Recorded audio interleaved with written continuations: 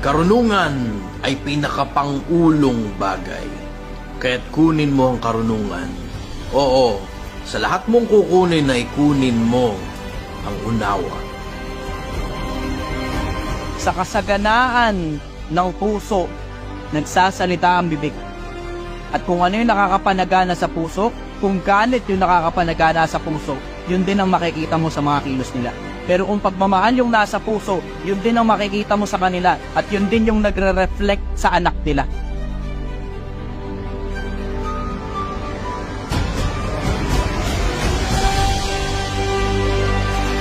I want to appeal to intelligent individuals. Kung pakiramdam mo mas matalino ka kaysa sa akin, ikaw dapat yung nagsasalita rito. Ikaw dapat yung nakaupo rito, hindi dapat ako. Hindi ko naman dapat ilalabas yung mukha ko sa social media. Kasi yung kabobohan ng majority ng mga vlogger, hindi ko na matiis eh. Komportable na yung mga bata na pinapastos yung mga magulang nila. Hindi naman ako dapat yung nagsasalita rito eh. Hindi naman ako masyadong matalinong tao. Hindi naman ako masyadong importanteng tao eh.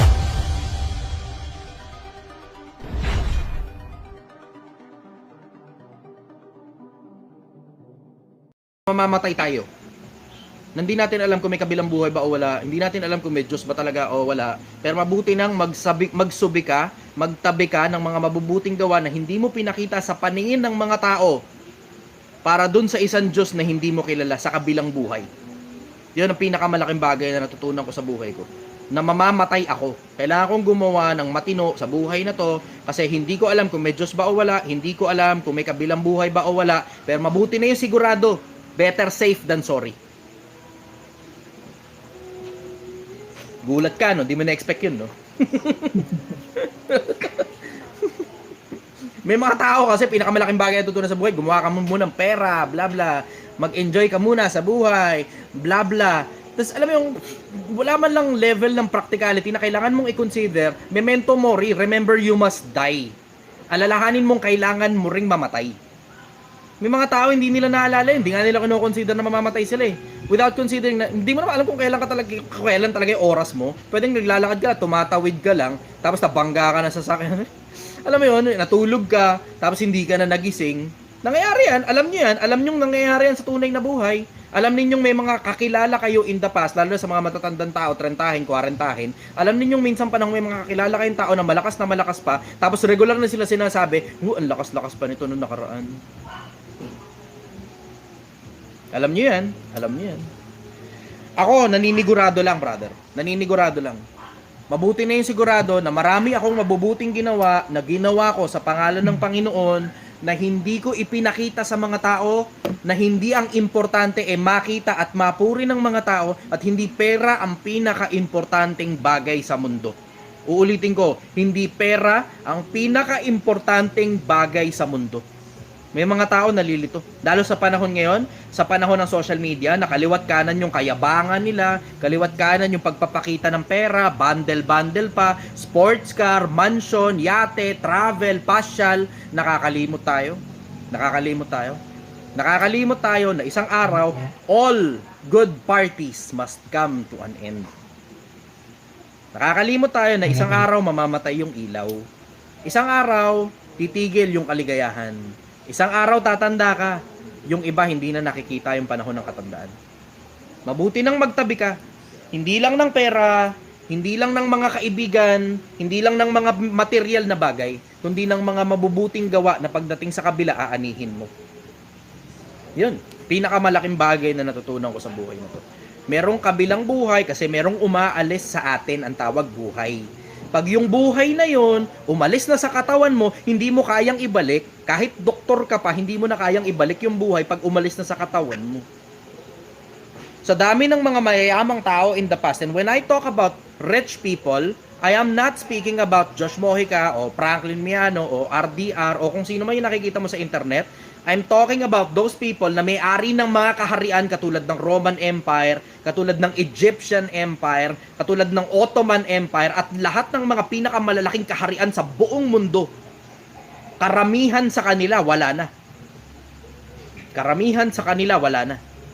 At yung mga karamihan na yon na hindi birong bilang ng mga tao, na mga namahala ng mga kaharian, ng mga bansa, ng mga hindi birong dami ng kaharian, ng kayamanan, ng mga tao, asa na sila ngayon? Saan napunta buhay nila? Walang nagtatanong ng ganyan. Walang nakakaisip. Pero tignan mo, yung mga tao na yun, naghanda sila para sa kabila. Isang magandang halimbawa dyan, yung Chinese Empire. Diba? Yung Chinese Empire, kung hindi nyo napapansin, merong inilibing sa ilalim ng lupa na mga clay na sculptures ng mga sundalo na libo-libo yung bilang. Ang tawag nila doon, Terracotta Army. Yung Terracotta Army na yun, ang purpose nun para maging army nung isa sa mga hari sa China sa kabilang buhay. Ganon din ang Egyptian Empire. Nagtatabi sila ng mga bagay na ginagawa nila para sa kabilang buhay. Hindi lang dito sa buhay na to importante sila. Yung mga Vikings, ginagawa nila yun. They are doing it for Valhalla. Yung mga mayayamang mga Muslim sa Middle East, they are doing it for Allah. Yung mga mayayamang Kristiyano nung unang panahon, ginagawa nila yun para sa Ama. Walang nag-iisip ng ganun. Na yung mga mayayamang tao na hindi biro ang kayamanan, naghahanda sila para sa kabila. Samantalang yung mga ordinaryong taong bayan na namomroblema para sa pera, na puro pera na lang ang importante, ni wala nga man lang pagpapasalamat pagka nabigyan sila. Minsan pakiramdam nila kulang pa. Tingnan mo, tama nga talaga yung kawikaan Tagalog eh. Kapag ang sakit ay marami, ang dalangin ay marami din. Ngunit pag gumaling na at bumuti, Diyos man hindi masabi. Ang pinakamalaking bagay na natutunan ko sa buhay, mamamatay ako. And I am preparing myself for the afterlife. Bakit? Wala naman kasi akong anak, wala akong asawa. Isa sa mga swerte ko.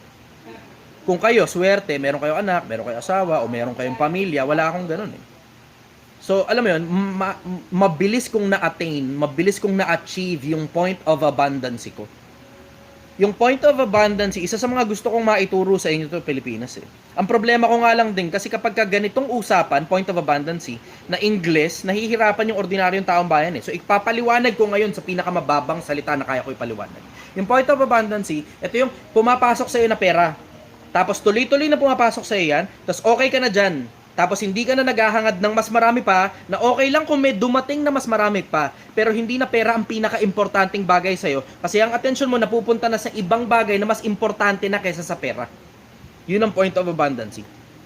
Nasapat na sa'yo yung pumapasok na yan, pakiramdam mo, okay ka na, at meron kang pang pasobra para dun sa mga taong nangangailangan, hindi lang para sa sarili mo. Importante, hanapin mo magkano ba talaga. Magkano ba talaga pinag-uusapan? Magkano ba hinahabol mo? Kasi walang taong nagtatanong sa sarili niya eh. O sarili, magkano ba ang hinahabol ko? I will go full speed ahead para makuha ko na kagad yung hinahabol ko na yan kung magkano mayan. Tapos titigil na ako dun sa konsepto na habang buhay na lang akong naghahabol sa pera at maghahabol ako sa ibang bagay na mas importante pa kaysa sa pera. Isa sa mga pinaka-importanting bagay, brother, yung mabuting pangalan. Mabuting pangalan ay maiging piliin kaysa malaking kayamanan. May mga tao, mas importante sa kanila yung pera kaysa sa mabuting pangalan. At nakita nyo yan sa maraming influencer, sinisira nila sarili nila. Sinisira nila sarili nila, sinisira nila ang pangalan nila, sinisira nila dignidad nila para sa pera. Alam niyo yan, nakita nyo yan. And when we're not talking about, yung katawan lang na parang hinuhubaran nila katawan nila, hindi. Yung iba, pangalan talaga nila mismo, yung sinisira nila sa social media. Yung mga nagpo-promote ng politikong alam nyo namang tiwali. Hindi ba paninira ng pangalan yan? Hindi ba?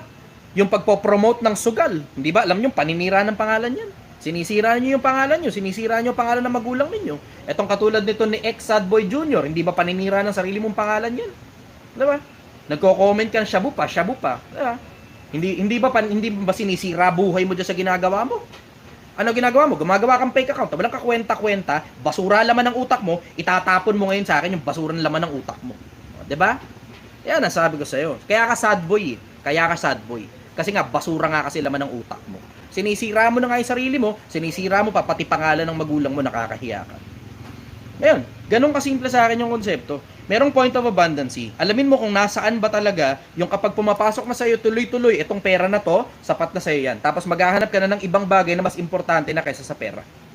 Kasi you have to consider mamamatay ka. Walang nag-iisip ng ganun, brother. Ayun ang sagot ko ron. Follow-up question. Yun, sulit Sir Chay. Salamat. Di mo Isa na lang in-expect Sir yun, ano? Chay. Sa mga nasa YouTube, magandang umaga sa inyong lahat. Magla-live ako na medyo maaga ngayon. Alis ako na medyo maaga, mga kalahating oras lang ako. So paki-share ninyo itong live na to, tapos pakidamihan yung likes please, para maraming makapanood. Okay, follow-up question. Okay ka na, brother? Sa pa Sir Chay, ano? Sige, go. Maraming nahuhulog dito sa yung how to fully resist the temptation. Kailangan mo ng goal, brother. Kasi pagka wala kang goal, yung disiplina na hinahabol mo para mag-resist ng temptation, hindi madali yan eh. Huwag niyo kakalimutan Pilipinas. Ito, paalala ko lang sa inyo. Kapag wala kang goal, pag wala kang hinahabol, pag wala kang target na pinipilit maabot, yung disiplina, that is only considered self-torture.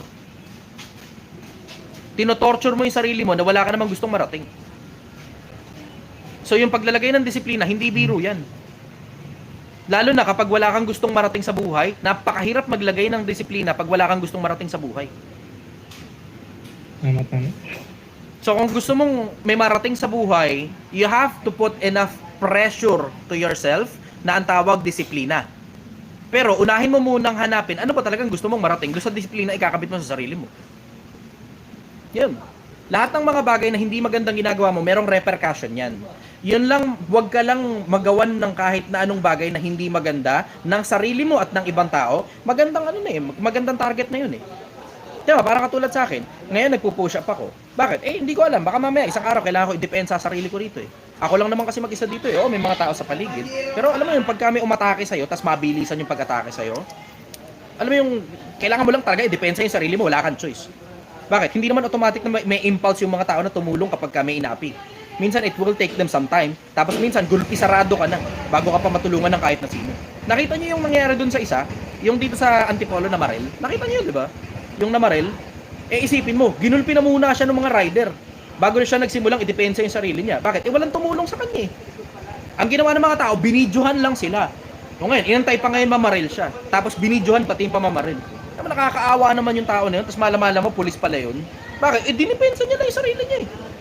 Bakit kailangan i-depensa yung sarili? Malamang hinarangan siya, tapos pagbaba niya, ginulpi na ngayon siya ng mga tao. Wala nag-iisip ng ganun eh. Diba? Katulad ni, naalala niyo si brother, naalala mo si, amin na lisensya mo. Pulang-pula mata mo amin na lisensya mo. Naalala mo yun? Si amin na lisensya mo? Ako palagay ko, siya nga yung may tama eh. Siya yung nasa punto. Bakit? Kasi hindi ka man bababa ng sasakyan, pamilyadong tao ka, kung walang ginawang kahit na yung truck driver. Ang pamilya niya nasa loob ng sasakyan eh. 'Di ba? Sabi ng isa, mali pa din pumalit. Tama ka. Kaya nga ayoko nang dumating sa ganung punto. Prevention is better than cure. 'Yan ang sagot ko ron. Prevention is better than cure. So ngayon, nandun ako ngayon sa ganung punto na yung konsepto na inihahanda ko muna yung mga bagay na kailangan bago pa dumating yung instance na kailanganin ko. Doon ngayon pumapasok ang disiplina. Yun ang sagot ko ron. Follow-up question, brother. Yun, salamat Sir Chay. Karangalan, salamat. Salamat, brother. Na-appreciate kita.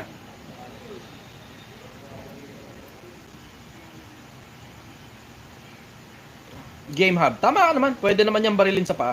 Minsan, alam mo, naiintindihan ko eh. Naiintindihan ko yung sentiments ng taong bayan. Pwede naman barilin sa ibang parte ng katawan eh. Naiintindihan ko yun. Pero pag nandun ka na sa ganong sitwasyon, pati yung asawa niya, nabaril niya eh. So, nagmamadali na lang talagang barilin niya talaga para tumigil na lang. Yun. Self-defense eh. Ganun talaga eh. Wala. Tsumamba lang talaga. Sa ulo tinamaan eh. Diba? Kasi kung ikaw naman, in your proper senses, diba? Mamamaril ka ba talaga ng tao? Lalo na pulis yun. Diba? Mamamaril ka ba ng tao? In your proper senses. Yun totoo lang. Diretsahan. Diba? Ako palagay ko, tsamba na lang yun eh. Tumama lang talaga sa ulo. Naunahan ng galit, tama ka. Kasi pag nagdilim na talaga yung paningin mo, sinusuntok ka na magkabila, hindi mo na maiisip na barilin ko sa paa. Hindi mo na maiisip yun eh. Ang maiisip mo na lang, kailangan ko makatakas sa sitwasyon na to. Paano ako makakatakas, hinahabol ako? Wala akong choice, may baril ako dito, gagamitin ko yun. Ganun na lang. Naiintindihan ko yung ganung pakaramdam. Naiintindihan ko. Kaya nga sabi ko nga sa inyo, minsan panahon ako masamang tao eh. So naiintindihan ko yung ganung pakaramdam. Ididepensa mo lang yung sarili mo, wala na akong pakialam sa kung anong pamangyari. Basta importante, manatili akong buhay. Ganun lang. Kasi yung kuyog sa kanya ng mga tao, mukhang sa itsura, mukhang papatayin siya ng mga yun. Yeah. Hindi mo naman alam eh. Yun ang sagot ko ron. Sige, akit tayo ng bago.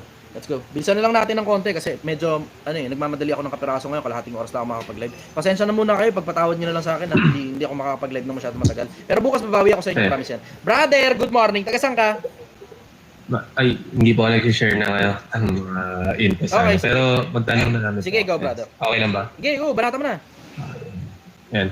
Ang tanong ko lang, nakapanood ko kasi yung mga live mo. So, marami ka na mga answer sa iba't ibang bagay. Ano yung isang answer mo na dati mo siyang sagot noon and then after a few time, naiba na yung pananaw mo doon? Kupal ako dati sa mga nagpa-poverty porn. Ngayon, Tapos hindi ngayon. Okay. Bakit? Bakit? Tanong sa akin, bakit? Kasi yung konsepto Bakit? yung konsepto na, ngayon nakikita ko yung mga influencer na sobrang daming siraulo ngayon, brother. Nagpo-promote ng sugal, nagpo-promote ng kalaswaan, kinakalog yung suso, tumutuwad-tuwad. Nakikita mo yung kagaguhan na nangyayari ngayon sa social media, diba? Tapos, itong mga to, namimigay ng pera. Oo, mas malaki yung kinikita nila kumpara sa ibinibigay nila. Pero mas maganda yung influensya nila kasi may mga tao silang nai-influensyahang tumulong sa kapwa-tao. Kaysa naman ang impluwensya, tumuwad at kalugin ng suso. Di ba? Gets nyo? Oh. Okay. Ngayon, parang medyo okay na ako ron eh. Parang mas okay na to kaysa dun sa nagpo-promote ng sugal. Kasi may mga nakita ko nagpo-promote ng sugal, matindi, brother eh. Alam mo, minsan panahon, nagpo-promote sila ng mga laro. So, ang mga nanonood sa kanila, puro bata.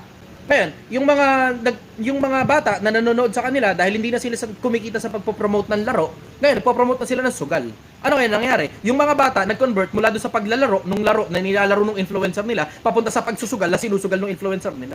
Tamo. Okay. Kumpara mo naman yun sa mga namimigay ng pera, tututukan ng camera. Sa akin, as long as pumapayag yung tinutukan mo ng camera, okay lang. Pero pag hindi siya pumapayag, syempre hindi na. Ayun. Pero dun sa mga dun sa mga prinsipyo naman, yung dati mong mga pananaw na after a few years or after kung kailan man nabago. Nako, ang dami. Ano yun? Ang dami, lalo na nung umakyat ako sa social media. Kasi maraming bagay na localized, akala mo centralized na. Kasi nga, alam mo yun, maliit pa yung isip mo nun eh. Katulad ng mga panahon bago pa ako lumitaw sa social media. Merong parte ng mga ideas ko na nabago talaga habang alam mo, naririnig mo yung maraming mga tao eh. Kasi pag nasa social media ka, you get to research for so many things. Marami kang bagay na matututunan sa pag-research mo. Tapos saka mo lang maiintindihan na hindi ka pa pala well-researched dun sa mga bagay na akala mo expert ka na. Akala mo lang pala yun. Tapos may mga detalye pa pala na magbabago pananaw mo. Halimbawa, isa sa mga magagandang halimbawa dyan, dati naniniwala akong kaligayahan na bibili. Tapos ngayon hindi na. Ang nabibili mo, yung opportunity o pagkakataon na maging masaya. Yun ang nabibili mo. Tapos nagkakaroon ka ng byproduct. Fun. Pero hindi happiness. Kasi yung happiness long-lasting eh. Yung kahit wala kang pera, matutulog ka sa gabi, you still feel that you have done something good for your life and for other people. Ganon yung happiness eh. Na oo, gutom ka ngayon. Wala kang pera eh. Gutom ka ngayon. Pero alam mo, na may nagawa kang mabuti para sa sarili mo at para sa kapwa-tao, dun lang sa konseptong hindi ka nagnakaw, pinabayaan mo sarili mo magutom ngayong gabi. Ano naman thoughts mo dun sa mga, kahit hindi sila influencer, pero ibang individual, na merong ibang pananaw compare sa'yo, kumbaga opposite. Okay lang. Pero hindi naman hindi naman in a negative way. Anong thoughts mo sa ganun? Alam mo sa mas madalas na pagkakataon, pare-parehas naman tayong tama eh. It's just a matter of 6 versus 9. Ang nakikita mo, kabilaan yan eh. Ang nakikita mo rito sa panig na to, 6. Ang nakikita ng kabila, 9. Parehas naman kayong tama eh. Nagkakataon na lang yan doon sa efficiency. Gaano ka-efficient yung mga bagay na pinaniniwalaan mo? Kasi tayong dalawa parehas tayong tama. Sino ngayon sa atin ang mas efficient? May pagkakataon ba na yung tingin niya 6, tapos yung tingin ng isa is 9? May pagkakataon ba na parehas silang mali? Oo. Tapos may pagkakataon din kaya na parehas silang tama? Sa tingin mo? Yung ibang tao. Pero yung parehas mali yun. Okay. Pero may sitwasyon na parehas tama, magkaibang pananaw. Oo. Walang ganon na pananaw mo. Meron din. Meron, brother. Meron. Minsan example may lang mga pwede pagkakataon mong lang talaga na minsan may mga pagkakataon magkaiba lang kayo ng point of view. Halimbawa, tingnan mo. Yung konsepto ng yung konsepto lang na halimbawa, eto bigyan kita ng isang magandang halimbawa na Eh, lumalagay ako sa magkabilang panig. Ang dahilan ba kung bakit mahirap ang maraming mga tao? Dahil tamad sila? Oo o hindi? Oo. Hindi ako. Mm. Kasi nakita ko Kasi- personal eh. Dati nasa oo ako. Nung unang beses akong naghirap. Nung unang beses akong mahirap, 18 anyos ako noon, nangangalakal ako ng basura, nagbabarker ako ng jeep, nangongonstruction ako. Ano dahilan bakit mahirap yung kasama ko? Kasi tamad sila. Nakita ko yung katamaran eh. Pero nung pumunta ako sa Tondo recently lang, May 1, putang na brad, nagbago pa na ako. Ang sagot ko ngayon, hindi lahat. Kasi yung mga nakasama ko doon, lalo na si Tikoy, kung tawagin nila si Tikoy, once every 3 months lang yun kung mag-day off. Tayong ordinaryong taong bayan, you sound like a very interesting individual and you sound very, very bright as well. Tunog matalino ka eh. So I'm sure more than isa yung day off mo sa isang linggo. No. Hindi ako nag-share ng Pero nakikinig lang ako sa mga thoughts mo, kuya. Oh, ngayon, tinan mo, isipin mo yung konsepto na tayo, nakakapag-day off tayo kung kailan natin gusto. Siya rin nakakapag-day off kung kailan niya gusto. Pero pinipili niya wag mag-day off. At the only time na magde-day off siya is either kapag birthday niya o may sakit siya. Si Tikoy. Pero kuya, kaya ako, kung okay lang, share ko lang din yung Sige. Kaya ako naman nabanggit na gano'n, na yung pagyaman o pagmahirap is anchored sa katamaran. Ang tingin ko, hindi yun physical na katamaran lang. Kasi yung ibang yumayaman, sinisipagan nilang mag-isip din. So parte din yun ng kasipagan. Kaya ako nasabi na At tama ka. At mali ka rin. Saang part yung saang part yung may Parehas mali. kang tama at mali. Bakit? Okay. Kasi may mga tao, talagang tamad lang talaga mag-aral. Katulad ko, nung high school ako, tamad ako mag-aral eh. Ngayon, yung Yeah. mga tamad bang mag-aral, yayaman, mahirap. 'Di ba? Ngayon, ano ibig sabihin? Isa sa mga causes ng katamaran, isa sa mga causes ng kahirapan, yung katamaran sa pag-aaral. Pero ito may problema. May mga tao talagang hindi lang talaga nila alam kung anong pag-aaralan. Gusto nila mag-aral, pero hindi nila alam kung alin ang pag-aaralan. Katulad nung nakita ko sa Pero yung Tondo, pag-aaral, kuya, sa yun yung tinutukoy ko sa kabuuan. Kumbaga hindi lang siya sa eskwela. tama ka. Tama Kasi ka. At mali ka rin. may mga tao na na hindi lang nila gusto yung sa mode ng school, pero Tama ka. nag-aaral sila sa At mali ka ibang rin. pagkakataon. Parehas, brother. Parehas kang tama Parehas. at mali at the same time. Kasi nakita ko yun sa Tondo eh. May mga taong talagang gustong matuto galing sa akin. May mga taong tumatambay sa akin doon para lang makinig sa akin na magsalita, brother. So ano ibig sabihin? Kaya sila mahirap kasi hindi dahil tamad silang mag-aral. Hindi lang talaga nila alam kung anong pag-aaralan nila. And when I say Yeah, pag-aaralan, hindi ang ibig ko sabihin formal schooling. Bakit? Kasi ako, hindi naman ako produkto ng formal schooling eh. Oo, nakapag-kolehiyo ko, first year, first sem. Pero hindi ako produkto ng formal schooling. Produkto ko ng mga bagay na natutunan ko na nabuksan sa akin yung sobrang daming kaalaman at impormasyon. Ang dahilan, kasi sinuwerte ako sa panahon na tayo ng internet ngayon.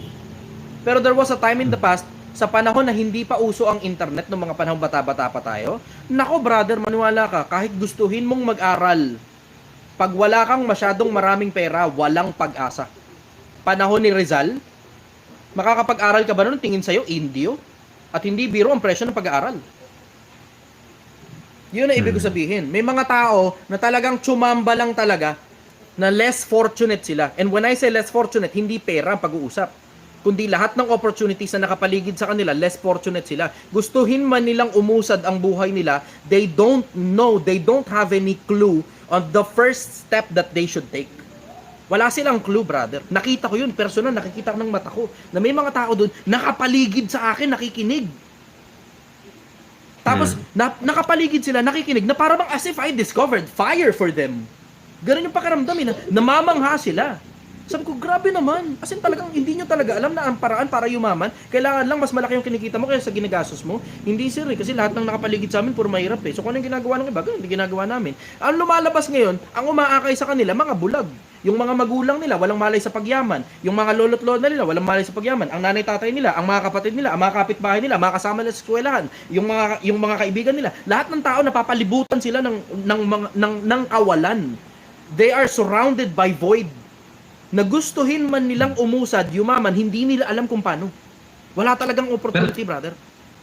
Pero kaya naniniwala ka din na kahit lahat gusto yung yumaman at kahit lahat gawin yung ginagawa na dapat gawin, malabong maging mayaman lahat kasi mawala ng balance. Ano yung dulo sinabi mo? Hindi ko na get, sorry. Mawalan ng balance eh. Kasi pag kunwari, lahat ng tao mayaman, sino na magtatrabaho para sa kanino? Ganun, di ba? Hindi, So kung brother. lahat... Hindi. Ganun. Hindi. So, There was a malabong time mangyari in the yan. past na mayaman ang tao. Ang sangkatauhan mayaman. Paano yun? Paano, Yung panahon ni paano Emmanuel. Na kung sumunod lang sana sila sa Diyos. Kaso hindi. sa ngayon, hindi na yun possible, di ba? Hindi na, brother. Hmm. May mayaman, Last may na- mahirap. Balanse. Pero magiging balanse pa rin naman ng mundo kahit puro mayayaman ng mga tao eh. Bakit? Kasi merong mga bansa, huwag mo kakalimutan, may mga bansa, halos lahat ng tao mayaman. Yung pinakamahirap sa kanila, may ari pa rin ng bahay. Eh sa atin dito sa Pilipinas, tangina, pinakamahirap, wala talagang bahay. Nasa kalsada nakatira eh. Last question na kasi may mga akyat, medyo madami na tanong ko. Actually, Salamat brother, po. maganda yung mga tanong mo. Ito yung mga tanong na dapat marinig ng mga Pilipino. Ayun. Last question na. Kasi medyo napadami yung tanong. Salamat sa pag-answer mo. Sige. Ang tanong ko, medyo political to. Anong masasabi mo dun sa mga tao na nagpo-pro-China sila dahil siguro kung ano mang kadahilanan nila, sasabi nila pro-China sila. Naintindihan ko yun.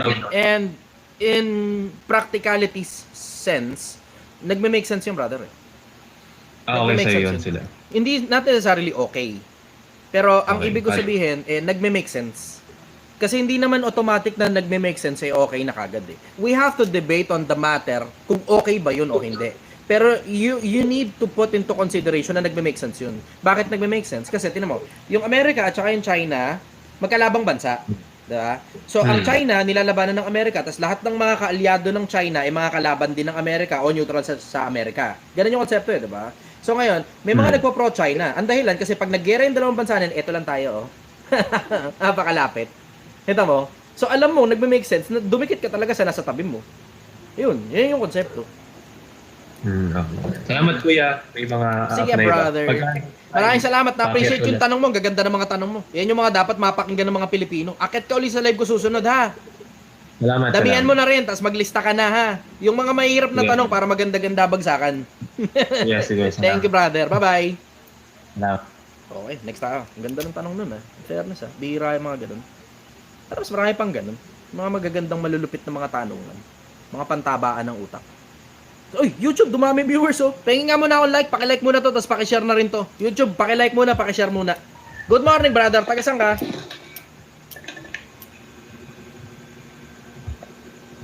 Brother, hello, good morning. Good morning, Taga-saan ka? Chester. Yan, okay. Taga-saan ka, brother? Taga Muntinlupa. Muntinlupa. Okay, ano tanong mo? Oo. Kahapon pala galing ako sa Angono Rizal. Saan ka ulit? Sa Domsa Viewpoint, Angono Rizal. Domsa Viewpoint sa Angono Rizal. Sayang, no? Galing ako dyan sa sa LTO. Punta ko LTO ulit. Angono Rizal. Domsa Viewpoint, Angono Rizal. Domsa Viewpoint, Angono Rizal. Yan.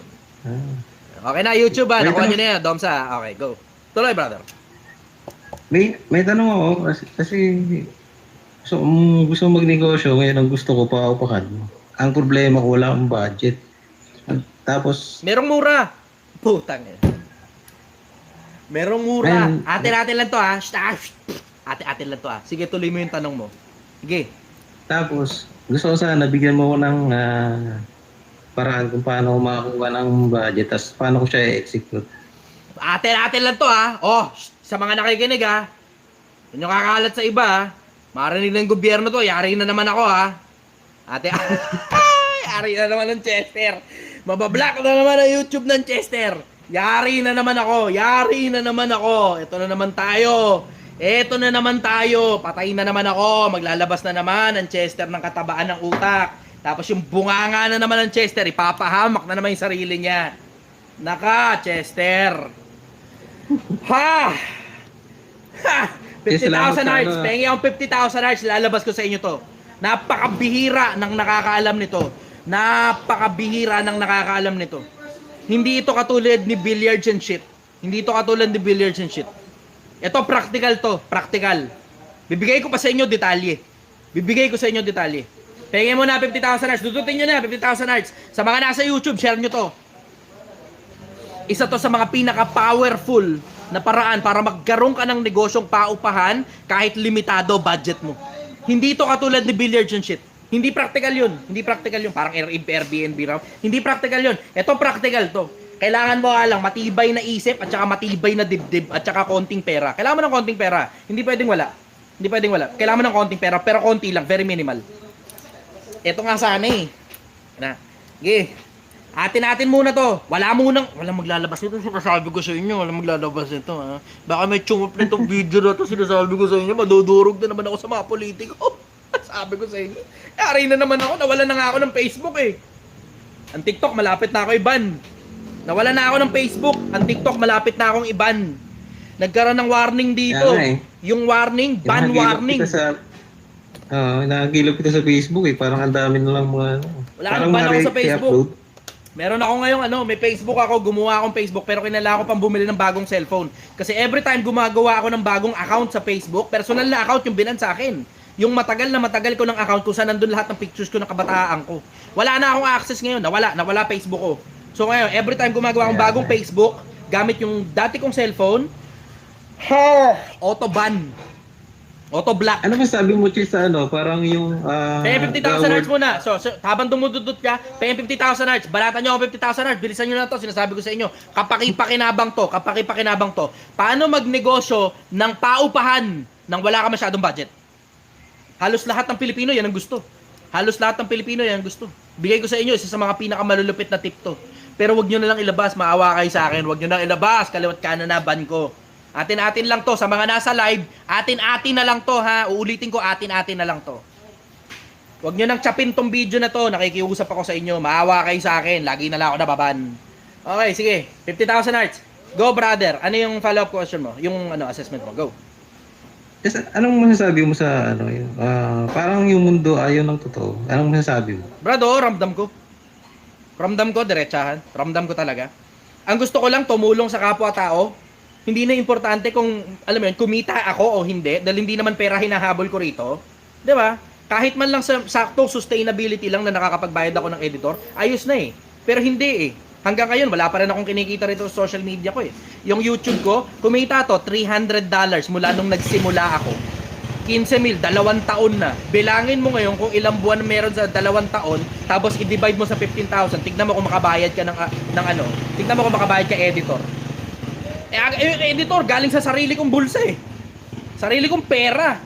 Videographer, sarili kong pera. Lightman, sarili kong pera. Yung dating studio, sarili kong pera. Sarili kong pera, ginagastos ko sa sarili kong production. Sarili kong pera, sa sarili kong production. Na wala naman akong kinikita. Bakit? Every time mamomonetize yung Facebook, laging tanggal kagad monetization. Kasi nga, bunganga ako nga. Diba? Pag totoong tao ka, ganyan ang gagawin sa'yo. Ganun lang talaga eh. Ramdam ko na ngayon nararamdaman ko na yung bigat. Kasi in case hindi nyo alam, medyo nawalan ako. Lumubog talaga puso ko. Pagpatawad nyo na ng bahagya na medyo matagal akong mayat-maya choppy kung minsan mag-live, minsan hindi. Kasi nakakawalang gana kaya pag personal na account mo yung nawala. Nandun lahat ng mga pictures ko nung kabataan ko, yung mga videos ko nung mga panahong gusto kong makita yung kabataan ko. Kasi sabi ko, pagtanda ko, papanoorin ko yung mga videos na yun. So, every now and then, nawawalan ako ng cellphone. Sabi ko, okay lang, kasi nandyan naman, in-upload ko naman sa Facebook yung mga personal na video ko eh. Hindi ko na nga lang naka-public. Pero marami ako naka-private na video na papanoorin ko pagtanda ko. Nawalan ako ng Facebook. Personal na account pa. Sabi ko, sobra naman. Wala naman akong gustong masama para sa kapwa-tao eh. Sarili kong pera yung ginagastos ko eh. Minsan mapapailing ka na lang eh. Nakapanginayang. Minsan mapapailing ka na lang eh. Mm. Wala naman ako, alam mo yun, hindi naman ako nagtuturo ng kalokohan sa kapwa-tao. Hindi ko nga hinihingi pera nyo eh. Tamo? Diba? Wala akong parang course o etong item na to, bilhin mo. Meron Project 1M pero hiwalay na pera to, hindi ko personal na pera to. Minsan mapapailing ka na lang eh. Pero hindi, sige. 50,000 na. Ito na ngayon. Ito. Bigay ko na sa inyo ah. Makikiusap ako sa inyo, wag nyo chapin to. Atin natin na lang to sa mga nakapanood sa live. Pasok sa isang tenga, labas sa kapila, execute ka na kagad. Pasok sa isang tenga, labas sa kabila, execute mo na kagad. Ang isa sa mga sikreto sa paupahan, atin-atin na lang to, putang ina nyo, sinasabi ko sa inyo. Wala ka masyadong budget, Oo. punta ka sa squatters area. Meron dun mga sanlatira. Yung sanlatira, 50 mil lang yun. May mga iba, 20 mil lang. Basta malapit sa Metro Manila. Kung hindi man within sa loob ng Metro Manila, sa outskirts, sa Bulacan, sa Cavite, sa Rizal, basta malapit sa Metro Manila. Ngayon, sabi ko, 20K meron din. Sinasabi ko sa inyo, atin na lang to. Sinasabi ko sa inyo, atin na lang to. Atin na lang to. Kasi nung nagturo ako alam mo yun, nagbenta ako ng sinigang sa kalsada, dumami nagbebenta ng sinigang eh. Baka mamaya dumami professional squatter, kasalanan ko tuloy. Hindi ko sinasabi na, kung may pera ka, bumanat ka na lang ng legal, ng may titulo na lupa. Huwag ka na mag-squatter. Pero, yung sanlatira, bulong ko lang sa inyo, bulong ko lang sa inyo. Ang sikreto sa sanlatira, huwag kang tanga. Hindi lahat ng sanlatira dapat kunin mo. Hindi.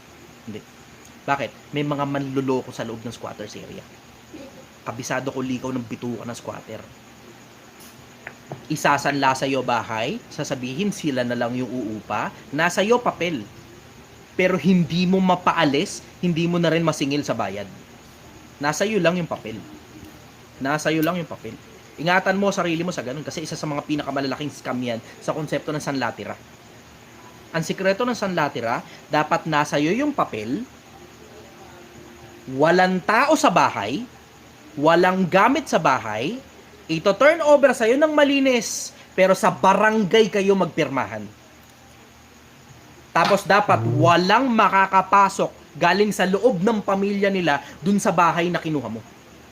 Bakit? Kasi as soon as may pumasok dyan, tapos hindi ikaw ang nag-authorize, hindi mo na mapapaalis yan.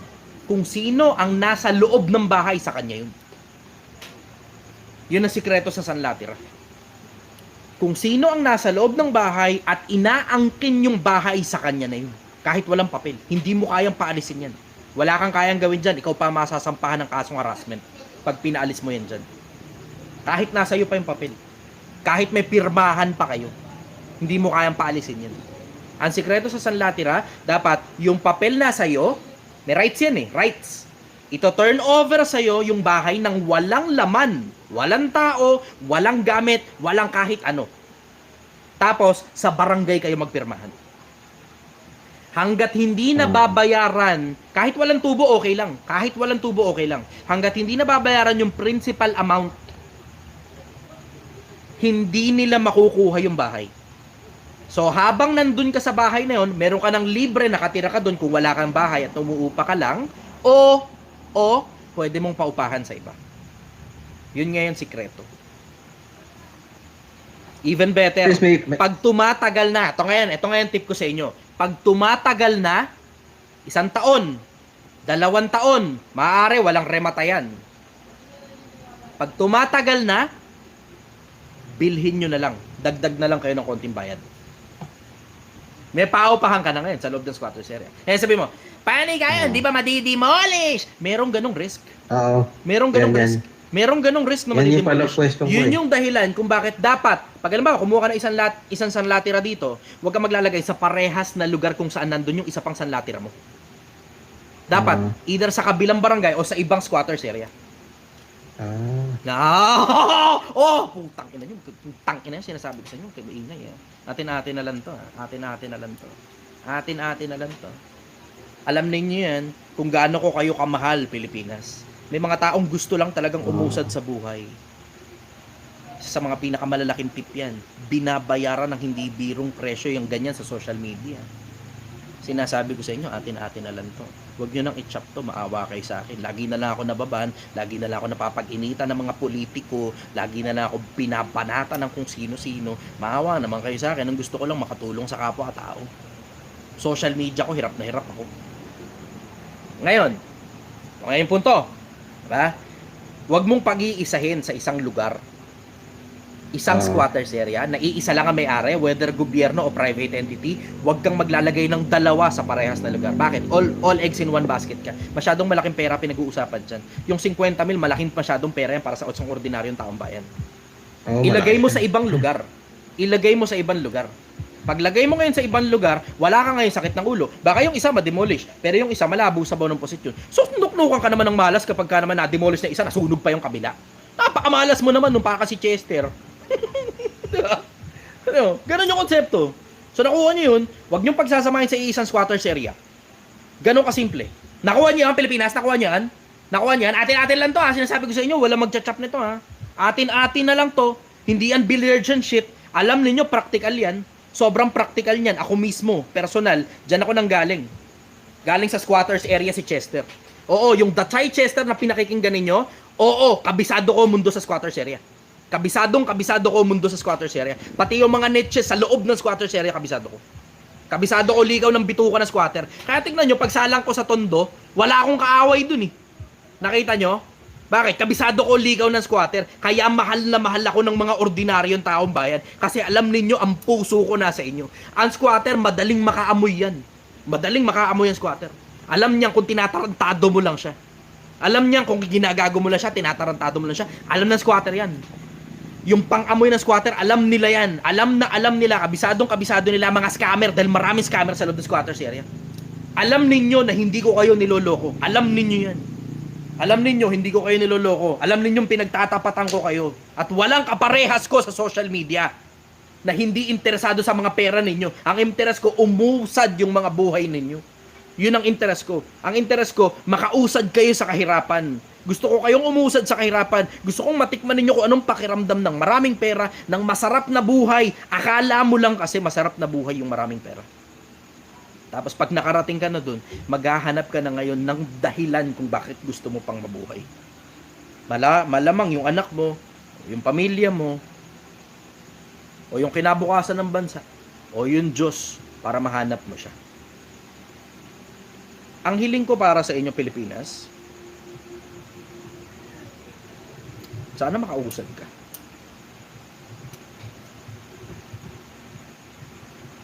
Alam ko kasi yung pakiramdam ng mahirap. Tangina, pagkain mo na lang, problema pa eh. Pagkain ng anak mo, problema pa. Nakikita ko yun ng maraming ulit eh. Yung asawa,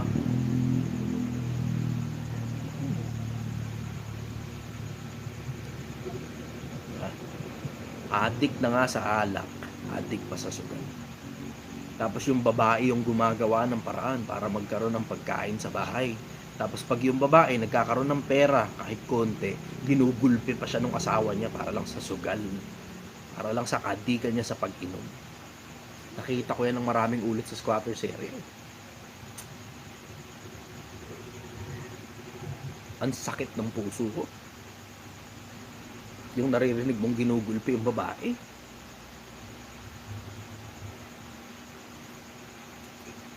Ang sakit ng puso kung naririnig mong ginugulpi yung bata dahil pinag-iinitan lang ng tatay niya dahil natalo sa sugal. Nakita ko yan eh. Sa loob ng squatters area, nakita ko yan. Ang sakit ng puso ko na mababalitaan mong may cancer tapos hindi niya kaya paggamot yung sarili niya. Na maaayos na tao, construction worker. Ang sakit ng puso kung nakikita mong namamatay yung bata tapos mahal na mahal siya ng magulang niya, hindi lang talaga kaya ipaggamot.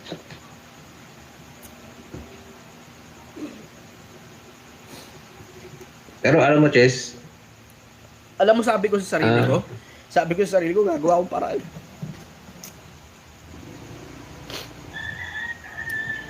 Magpapayaman ako ng gusto. Tapos yung natutunan ko, pamimigay ko ng libre. Nakita ko yun eh. Nakita ng mata ko yun eh. At hindi mo maiintindihan yan kung hindi ka nanggaling sa baba. Hindi mo maiintindihan yung bigat ng kalooban ng isang magulang. Malibang makikita mo yung paghihinagpis niya na hindi naman dapat eh. Hindi dapat eh. Kaso nga lang merong wala sa lugar eh. Merong wala sa hulog eh. Yun ngayon yung pinipilit ko, sana makausad. Kaya nga sinasabi ko sa inyo, sumabay kayo. Kasi alam mo, kahit anong turo mo sa isang mahirap na tao, nakita ko ito eh. Kasi yung mga kaibigan ko dati, pinilit kong turuan. Yung iba, konti. Ngayon, may pera na sila. Pero marami sa kanila, kahit anong turo mo, hindi talaga pumapasok sa isip nila. Kailangan ng mga tao ng masasabayan. Yung pakita mo, paano ba yan? Kasi ang daling sabihin ng lahat ng bagay. Lahat ng bagay, napakadaling sabihin. Napakadaling ilabas sa bibig mo yan. Napakadaling magtahi ng salita. Pero kung paano ma-execute yan, yung taong nakakarinig, ang hirap. Ngayon, ang pinipilit kong gawin, ipakita sa inyo. Papakita ko, ito, ganito. Parang gagawin mo, sasabayan mo na lang. Parehas ng idea, parehas ng konsepto mula sa ibaba. Makikita mo ngayon kung paano uusad. Tapos sasabay ka na lang. Yun yung gagawin mo, sasabay ka. Yun yung gawin mo, sumabay ka lang. Kailangan pera, hindi mo ko kailangan bayaran, libre lang, papamigay ko sa'yo. Para makaalis ka dun sa ganong sistema na hindi mo alam kung paano ka makakausad, na may sakit yung anak mo, hindi mo kaya ipagamot. Gusto mong pag-aralin yung mga anak mo, hindi mo kaya. Pagkain na lang, hirap na hirap ka pa. Ang bigat sa loob ko, brother. Hindi ko matiis na alam ko yung paraan kung paano umusad. At hindi ganun kakomplikado, hindi ganun kahirap. Mabigat lang sa loob, mabigat lang sa damdamin.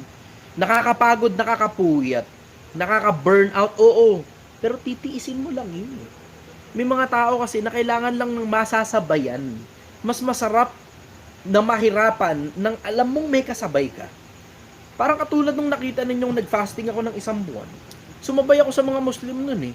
Nakikita niyo yun, di ba? Bakit? Kasi mas madali kasi na magpasan ng kahit na anong mabigat kapag marami kayong nagpapasan at sabay-sabay kayo. Kahit nga hindi sila nakikipasan na kasama mo eh. Meron ka lang kasabay, kahit papaano mararamdaman mo ng kaya mo eh. Kasi may kasabay ka nga. Kasabay, no? Yun yung konsepto ko, para sumabay ka. Hindi ito tungkol sa maka 1 milyon si Chester. Kung alam nyo lang kung gaano kadali para sa akin gumawa ng pera. Kung alam nyo lang kung gaano, influencer ako eh. Diba? Sabihin mo na kunyari lang, wala akong negosyo. Diba? Influencer ako. Diba? Influencer ako.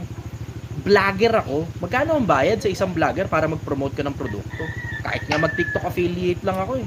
Bibili mga tao eh. Nung minsan panahon nag-TikTok affiliate ako, nakabenta ako 140 units. Ang kinumisyon ko nasa, 3,000 yata, 1 oras lang. 3,000, 1 oras. Tinan mo. Ako yun. Paano yung mga kapwa-tao ko na hindi vlogger? Diba? Kaya nga, sabi ko nga, papakita ko sa inyo, sasabayan nyo na lang. Sabay lang kayo. Sumabay lang kayo. Hindi na importante kung fan ka o basher ka. Gumawa ka sarili mong pera. Sumabay ka lang. Galit ka sa akin, okay lang. Kahit galit ka pa sa akin, sumabay ka na lang. Bakit? Pera mo naman yan eh. Ikaw rin ang makikinabang dyan. Hindi ako makikihati sa'yo, hindi ako makikihingi sa'yo. Wala kang parang enrollment na babayaran sa akin para matuto, para may masasabayan ka. Wala kang babayaran sa akin. Wala akong pakialam kung bumili ka ng sinigang o hindi. Wala na akong pakialam dyan. Ang importante lang sa akin, sumabay ka lang. Ang gagawin mo, kung ano yung ginagawa mo, yan na rin mismo yun. Yan na rin. Kung ano yung ginagawa mo sa buhay para kumita ng pera, yan na rin mismo yun. Ang gagawin mo, tatabaan mo lang yung utak mo. Aralin mo lahat ng mga bagay tungkol dun sa hanap buhay mo. Tapos, dapat ikaw ang kinoconsider na isa sa pinakamagagaling dyan sa bagay na ginagawa mo. Tapos, sisipagan mo ng gusto, huwag kang day off. Nabe-break yung pattern pagka day off ka ng day off. Tapos, mag-iipon ka. Tatargetin mo muna. Una, 10,000 lang muna. Una, 50,000 lang muna. Una, 100,000 lang muna. Hanggang makarating ka na 1 milyon. Tapos, pwede namang tumeka-teka ka eh. Ano ba naman ang masama sa 100,000? May pera ka na. Binanata mo ng, palagay mo, 6 o 1 taon yun, 100,000 mo. Ano ba naman ang masama kung 5,000, mamasyal kayo ng pamilya mo? O tapos, sunod no, panibagong gano'n na naman. Susunod no, panibagong gano'n na naman. Diba? Kukuha ka lang ng konti lang. Huwag mong ubusin yung pera sa kapritsyo at sa deliver ang Shopee sa inyo. Sana naiintindihan niyo yun, Pilipinas.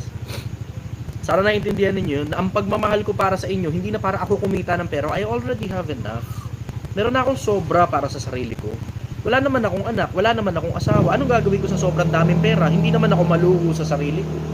Diba? Anong gagawin ko sa sobrang daming pera? Ano, iyayabang ko, bibili sports car, iyayabang ko sa mga kapwa ko mayayaman din. Di ba? Wala namang pakinabang dun eh. Ang may pakinabang sa akin, yung kabilang buhay ko. Kaya nga, request ko sa inyo, pagdasal nyo na lang ako, yun lang. It's not too much to ask. It's not too much to ask. Na baka maalala mo lang ako, ganun. Yun lang. Yun lang hinihingi ko sa inyo.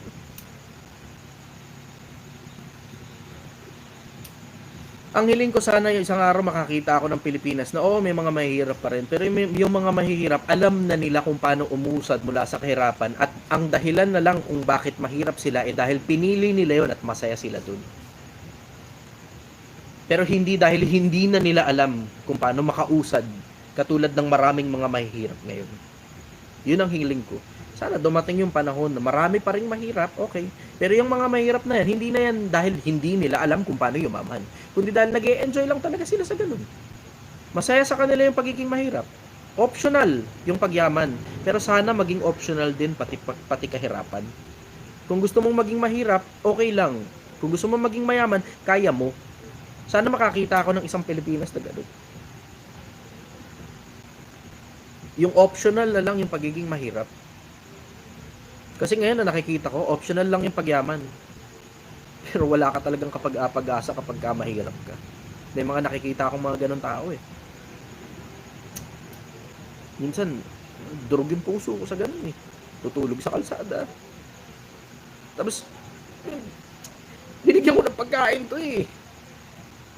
Ano babalitaan mo na bangga na sa akin? Tapos babalitaan mo, patay na. Kasi nabangga yung bata. Utang inang yan. Artist kaya gusto ko magano kahit paano makatulong din ako. Gusto ko makaalagwa kayo sa buhay. Kaya nga binibigay ko na sa inyo yung tip eh. Libre lang, wala kayong babayaran. Ako nagbayad para sa production ko, para sa karunungan ko, para sa lahat ng bagay na nakapaligid sa akin, para lang maihatid ko sa inyo yung karunungan ng mataba ang utak ng pinanggagalingan. Ako nagbayad. Pero binibigay ko lang ng libre. Para alang-alang makakita man lang ako ng isang panahon na maraming mayayamang taong hindi mayayabang. Tapos yung mga mayayaman na yun, nagtuturo sa mga mahihirap kung paano sila nakarating dun. Yung totoong mga mayayaman. Na libre lang, walang kailangan bayaran. Kasi halos ngayon, lahat ng mga mayayaman nagpapabayad eh. Lahat ng mga mayayaman nagpapabayad. Puro pera-pera, no? Biro mo, magkano lang? 1,000. May mga tao hindi talaga afford yun eh. May mga tao, ang afford lang nila, magkaroon lang ng load eh. Nakikikonekta pa nga, piso wifi eh. Diba? So ako, binibigay ko na lang ng libre. Maligaya ako na magbigay ng libre.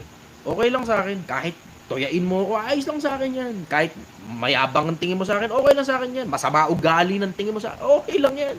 Ayos lang yan. Basher ka, okay lang yan. Addict tingin mo sa akin, okay lang yan. Wala akong pakialam. Basta sa akin ang bottom line, gusto ko makausad yung kapwa-tao ko. Kahit ano pang sabihin mo sa akin. Kahit ano pang sabihin mo sa akin, kahit ano pang iparatang mo sa akin. At the end of the day, alam mong kahit masama ang ugali mo sa akin, mahal pa rin kita. Ayun. Magandang umaga sa inyo Pilipinas. Nag-extend na ako ng bahagya. Dapat kalahating oras lang. Pero, hindi ko mapigilan eh. Mahal na mahal ko talaga kayo eh. Nasa pag-ibig lang talaga yan eh. Sa pag-ibig, ginawa ko itong Project 1 eh. Magandang umaga sa inyo lahat Pilipinas. Mahal na mahal kita. Good morning. Hindi mo kailangan ibigay yung pera mo sa kung sino mang ng Poncio Pilato na sinasabing payayamanin ka niya. Walang ganon. Ang totoo, ikaw na hinihingan nila ng barya ang dahilan kung bakit sila yumayaman. Huwag kayong Pilipinas para maniwala na pag mas buka, pag mas wala kang natapos, mas malayo mararating mo sa buhay. Kaya mga p***inang nagsasabi, diskarte na lang daw, huwag na daw ikaw kumuha ng diploma ng mga social media influencer. Pak!